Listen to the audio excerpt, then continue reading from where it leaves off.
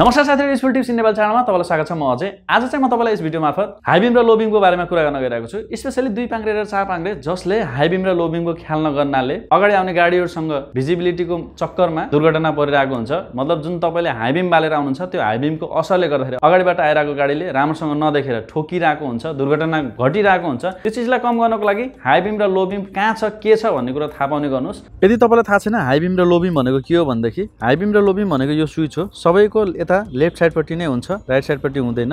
Left साइडपट्टिको switch जुनमा तपाईले एउटा यो दुईटा लाइटको साइन देख्न सक्नुहुन्छ, दुईटा कि यहाँ तीनटा पनि छ। तीनटा यस कारणले छ किनकि यो 5 स्विच यसैमा भएको हुनाले छ। यो जुन माथिपट्टि जुन छ यो चाहिँ हाई बिम हो, जुन यो तलपट्टि यस्तो तलपट्टि झरेको जुन लाइन टाइपको छ यो चाहिँ लो बिम हो। यो लो बिम, यो हाई बिम, लो बिम, हाई बिम। र यदि तपाईहरुको यो जुन हेडल्याम्पको लागि स्विच जुन छ यो चाहिँ प्रायमा अब आजभोलिको न्यू लेटेस्ट जसमा BS6 मोडल त्यसमा त झनै यो तपाईले देख्नु हुँदैन। यो चाहिँ एकदम सादा हुन्छ जसमा सेन्सर हुन्छ। यदि तपाईको स्कुटर अथवा बाइक लाइट कम भएको एरियामा गयो अथवा साँझै पर्यो भनौं न, त्यस्तो खण्डमा चाहिँ अटोमेटिक लाइट अन हुन्छ, यसलाई अन अफ गरिराख्नु पर्दैन। त्यस्तो खण्डमा चाहिँ तपाईले यो जुन हाई बिम लो बिम छ यसलाई ख्याल गर्नु होला। मतलब यो छैनको अर्थ यो हैन कि यसलाई नहेर्ने, यसलाई हेर्नु होला यो हाईमा छ कि लोमा छ।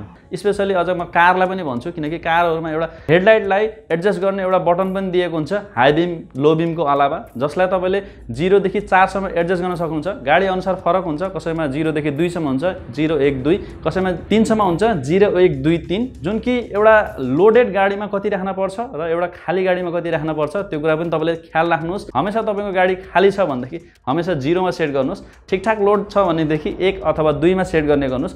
यदि तपाईको गाडी एकदम लोडेड छ भनेदेखि तपाईले 3 अथवा 4 मा सेट गर्नुस्। जुन कि तपाईकोमा जति छ म्याक्सिमम त्यतिमा सेट गर्नुस् फुल्ली लोडेडमा। हाई बिम जहिले पनि खाली ठाउँमा मात्र हामीले प्रयोग गर्नुपर्ने हुन्छ जहाँ कि भिजिबिलिटी एकदमै कम छ, हामीले टाढासम्म केही कुराहरु देख्न सकिरहेको छैनौं, त्यस्तो बेलामा मात्र तपाईले हाई बिम प्रयोग गर्ने गर्नुस्। त्यो पनि अगाडिबाट केही आइरहेको छैन भनेदेखि। यदि तपाई भिडभाडमा हुनुहुन्छ भनेदेखि हाई बिम कहिले पनि प्रयोग नगर्नुस्। सिटीमा सडक विभागले यत्रो ठुलठुलो लाइट हाल्दिएको हुन्छ, हालाकि त्यो लाइट सबै जलिरहेको हुँदैन तर नजले पनि कताकति त जलिरहेको हुन्छ। त्यस्तो बेलामा पनि तपाईले हाई बिम प्रयोग गरेर हुनुहुन्छ जुन कि एकदमै नराम्रो हो। तपाईले पनि ख्याल गर्नु भएको होला अगाडिबाट जुन एकदम लाइट यस्तरी तेज छाएर आउँदाखेरि कति रिस उठ्छ भनेर हो। त्यही भएर सबैले यो कुरालाई अपनाइदिनुस्, सबैले चाहिने ठाउँमा मात्र हाई बिम गर्नुस्, अन्यथा लो बिम गरेर हिँड्नुस्, जसले गर्दाखेरि सडक दुर्घटनाहरू छ त्यो एकदमै न्यून भएर जानेछ यदि तपाईले यो कुरामा ध्यान पुर्याउनु भयो भनेदेखि। हालाकि अब अगाडि आउने हाई बिममा आइरहेको छ त्यही भएर म पनि हाई बिममा गरेछु भनेर त्यसरी नजानुस्, किनकि अब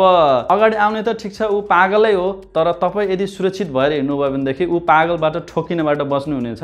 तपाईले नठोक्नु होला तर हाई बिममै बाल्दिनु भयो रिसको झोकमा भनेदेखि उ आएर ठोकिन पनि सक्छ। यदि तपाईको गाडीमा लो बिम गराउँदा पनि एकदम लाइट माथि गइरहेको छ भनेदेखि त्यसलाई पनि छिटोभन्दा छिटो ठीक गर्नुस्, किनकि तपाईले गर्दाखेरि नै अरूलाई अप्ठ्यारो हुन्छ र अरू आएर तपाईसँग ठोकिन सक्ने चान्सेस एकदमै बढेर जान्छ। तपाई सेफ हिँडे पनि के भयो र तपाईले गर्दाखेरि अरू आएर तपाईसँग ठोकिन सक्छन्। त्यही भएर आफ्नो लाइट लो बिम गर्दा पनि हाई बिम भइरहेको छ र हाई बिम गर्दा त कहाँ पुगिरहेछ भनेदेखि त्यसलाई ठीक गर्नुस्। आशा छ अबदेखि तपाईले हमेशा हाई बिम र लो बिमलाई एकदमै चाहिने ठाउँमा मात्र प्रयोग गर्नुहुनेछ र सडक दुर्घटना हुनबाट आफू पनि बच्नुहुनेछ र अरूलाई पनि बचाउनु हुनेछ।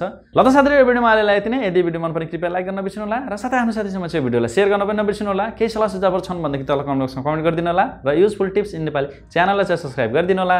जय नेपाल, बाइ बाइ।